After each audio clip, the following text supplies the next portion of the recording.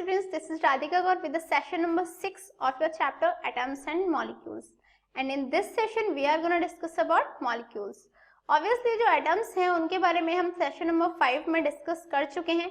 And in this session we will discuss about molecules. Molecules क्या होते हैं, किस forms में मिलते हैं, उनको हम symbolize कैसे कर सकते हैं, ये सब हम इस session में discuss करने वाले हैं. So let's start. So the first thing is that what is molecule? A molecule is an electrically neutral group of atoms chemically bonded together. Thus, a combination of atoms is called a molecule. Molecule क्या होता है? Electrical neutral group होता है. किसका?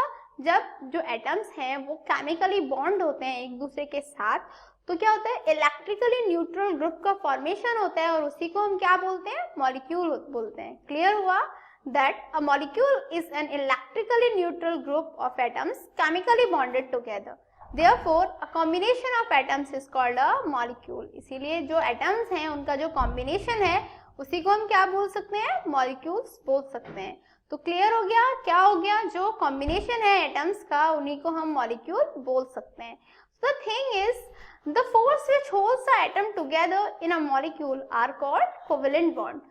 जो molecules होते हैं उसमें क्या होती है? वो फोर्स जो मॉलिक्यूल्स को एक दूसरे के साथ होल्ड करके रखती है, टाइटली होल्ड करके रखती है, उसको हम क्या बोलते हैं? कोवेलेंट बॉन्ड्स बोलते हैं. दैट इज जो मॉलिक्यूल्स होते हैं उनमें जो एटम्स होते हैं वो एक दूसरे के साथ कोवेलेंट बॉन्ड्स के साथ अटैच्ड रहते हैं. Clear? Molecules can also exist in free state because they are very stable. और जो मॉलिक्यूल्स होते हैं वो क्या होते हैं? स्टेबल कंपाउंड्स होते हैं, स्टेबल होते हैं. This is the reason they can also exist in free state. वो free state में exist कर सकते हैं. तो clear हुआ that the force which hold the atoms together in a molecule are called covalent bonds, and the molecule can also exist in free state because they are very stable. So the next thing is that a molecule is the smallest particle of a substance which has the properties of that substance and can exist in the free state. तो molecule क्या हो गया? Molecule small particle हो गया किसी भी substance का जिसकी जो प्रॉपर्टीज होती हैं वो क्या होती हैं? उस जो कोई भी सब्सटेंस है उसकी जो प्रॉपर्टीज होती हैं वो मॉलिक्यूल पे ही बेस्ड होंगी. एंड जो मॉलिक्यूल है वो फ्री स्टेट में हमें मिल सकता है क्योंकि वो काफी स्टेबल होता है. तो क्लियर हुआ that a molecule is the smallest particle of a substance which has the properties of that substance and can exist in the free state. Clear? Molecule can be formed either by the combination of atoms of the same element or different elements. जो हमारा molecule है उसका formation कैसे होता है? तो जो molecule है वो दोनों तरीके से फॉर्म हो सकता है. That is, या तो जो combination है atoms का वो same elements के बीच में हो, जैसे हाइड्रोजन में होता है. H और H दो same element है, हाइड्रोजन दो एलिमेंट सेम है और वो H2 that is hydrogen gas का फॉर्मेशन कर लेते हैं. सेम जो डिफरेंट एलिमेंट्स हैं उनके बीच में भी कॉम्बिनेशन हो सकता है, जैसे HCl के केस में होता है. वहां पे क्या होता है? हाइड्रोजन और क्लोरीन दो डिफरेंट एलिमेंट्स हैं और जो HCl मॉलिक्यूल का फॉर्मेशन करते हैं वो. तो क्या हुआ कि जो एटम्स हैं सेम एलिमेंट्स के वो भी कंबाइंड करके मॉलिक्यूल का फॉर्मेशन कर सकते हैं और डिफरेंट एलिमेंट्स के एटम भी कॉम्बिनेशन के बाद जो मॉलिक्यूल है उसका कॉम्बिनेशन कर सकते हैं. बट इसी के बेसिस पे दैट इज जो मॉलिक्यूल फॉर्म हो रहा है किस सेम एलिमेंट्स के साथ फॉर्म हो रहा है, डिफरेंट एलिमेंट्स के साथ फॉर्म हो रहा है, इसी के बेसिस पे हमने जो मॉलिक्यूल है उसे दो पार्ट्स में डिवाइड कर दिया. First the molecule of elements and second molecule of compounds. तो अभी बात आती है जो मॉलिक्यूल ऑफ एलिमेंट्स होता है वो क्या होता है? The molecule of an element contains two or more similar atoms chemically together. क्या होते हैं? जो molecule of elements में two or more similar atoms chemically together, उनमें क्या होते हैं? दो या दो से ज्यादा atoms, लेकिन atoms एक दूसरे के साथ combined रहते हैं. बट सिचुएशन क्या होती है कि वो जो atoms होते हैं वो similar होते हैं, वो different नहीं हो सकते. क्लियर? जैसे अभी एग्जाम्पल में हाइड्रोजन हुआ, उसमें क्या होता है? 2 हाइड्रोजन एटम्स एक दूसरे के साथ कंबाइंड रहते हैं. सल्फर हुआ S8 मॉलिक्यूल वाला, उसमें 8 सल्फर सेम मॉलिक्यूल है तो 8 सल्फर के मॉलिक्यूल्स एक साथ कंबाइंड रहते हैं.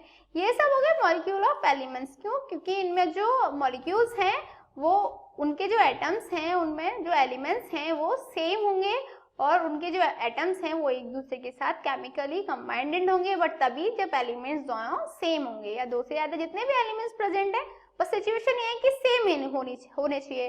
तो क्लियर हुआ that the molecule of an element contains 2 और more similar atoms chemically together. Clear. So the examples के लिए हम सबसे पहले हमें रिक्वायरमेंट होगी एटॉमिसिटी की पढ़ने की। एटॉमिसिटी क्या होती है? It is defined as the number of atoms present in a molecule.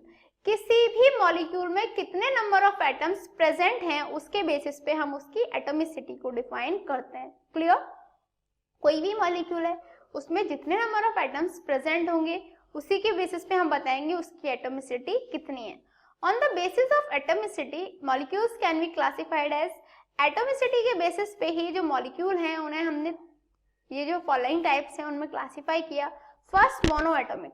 तो मोनोएटॉमिक क्या हुए? जिसमें एक एटम्स प्रेजेंट हैं, ठीक है। सेकंड हुए डायएटॉमिक, जिनमें 2 एटम्स प्रेजेंट होते हैं। ट्राइएटॉमिक, जिनमें 3 एटम्स प्रेजेंट होते हैं।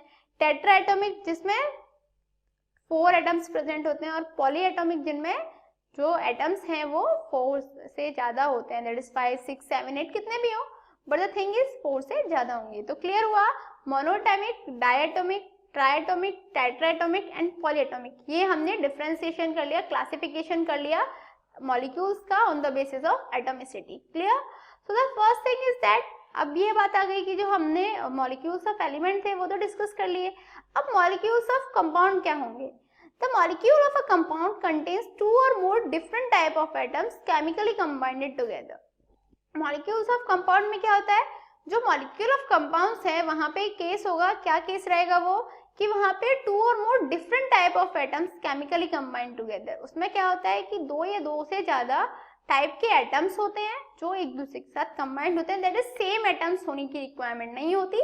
वहां पे क्या होता है? डिफरेंट टाइप के एटम्स, डिफरेंट टाइप के एलिमेंट्स के जो एटम्स होते हैं वो एक दूसरे से कंबाइंड करते हैं, केमिकली कंबाइंड करते हैं, तो मॉलिक्यूल्स ऑफ कंपाउंड का फॉर्मेशन हो जाता है।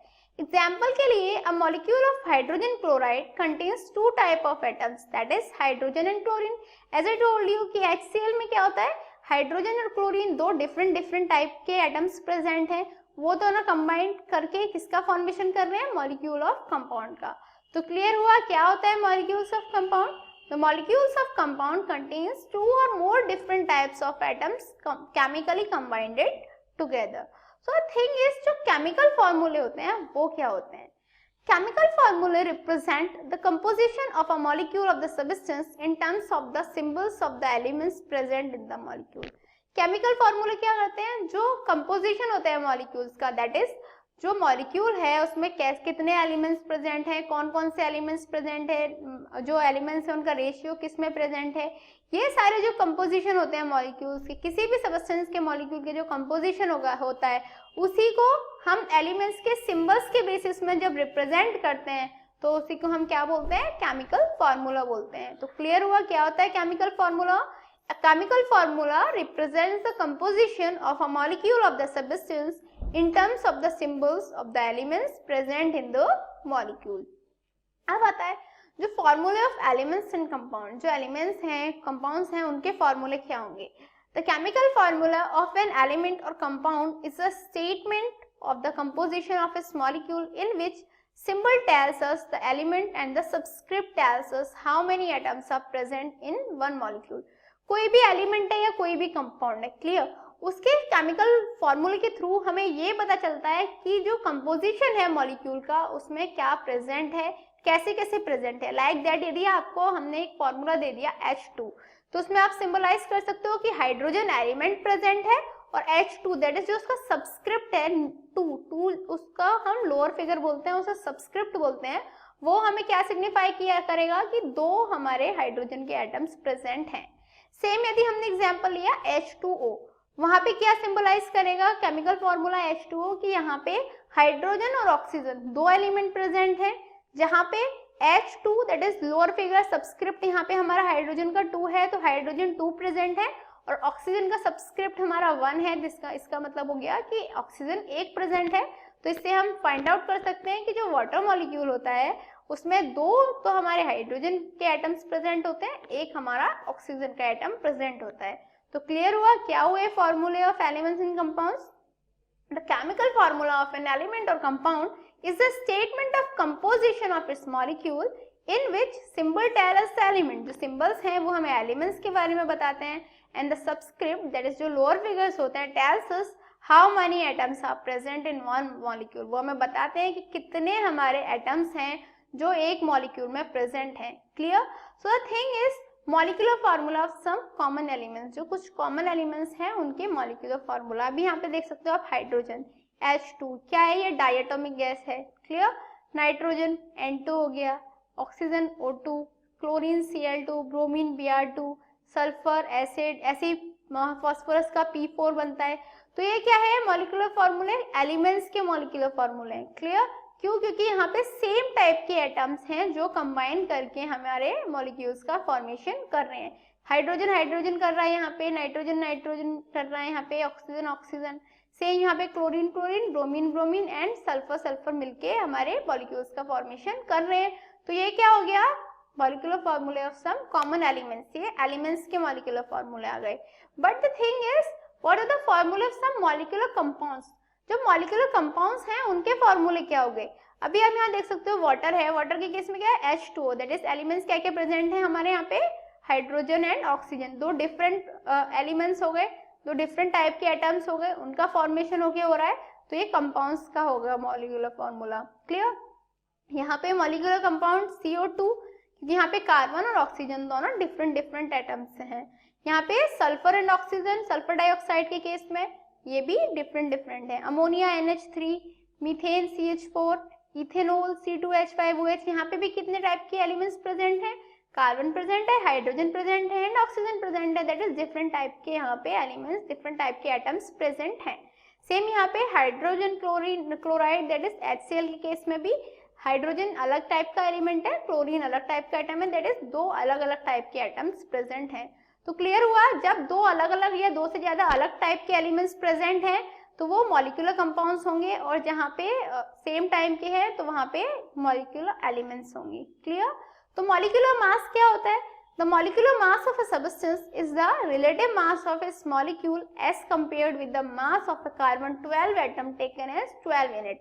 क्या होता है मॉलिक्यूलर मास किसी भी सबस्टेंस का, वो रिलेटिव मास उसके मॉलिक्यूल का जिसे हम कंपेयर करें with the mass of carbon C12 atom as taken as 12 unit. जब हम उसकी 12 यूनिट्स लें कार्बन C12 एटम की, तो इसके साथ जो कंपैरिजन करने पे जो रिलेटिव मास आएगा उसके मॉलिक्यूल का, उसी को हम क्या बोलेंगे, मॉलिक्यूलर मास बोलेंगे सबस्टेंस का।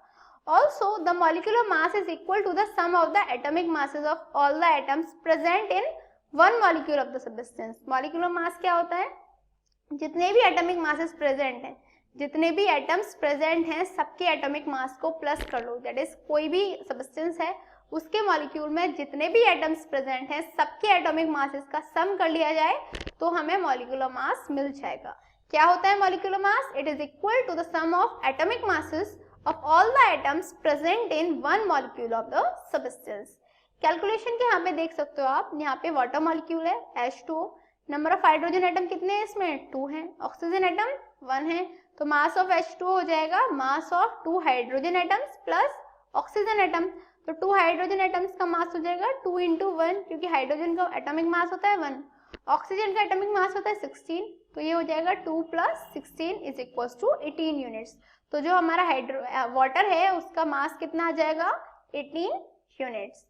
तो जो फॉर्मूले हैं कोई भी सबस्टेंस के, उसके सिग्निफिकेंस क्या होते हैं, तो केमिकल फॉर्मूले जो होते हैं उनके सिग्निफिकेंस ये होते हैं that it represent the name of the substance. सबसे पहले वही सेम चीज कि ये क्या करते हैं, सबस्टेंस का नेम बताते हैं। जैसे H2O के थ्रू हम पता लगा सकते हैं कि ये वाटर है, C2H5OH के थ्रू हम पता लगा सकते हैं ये इथेनॉल है, ये अल्कोहल है, दैट इज जो सबस्टेंस है उसका हमें नेम हमें फॉर्मूले से पता लग जाता है।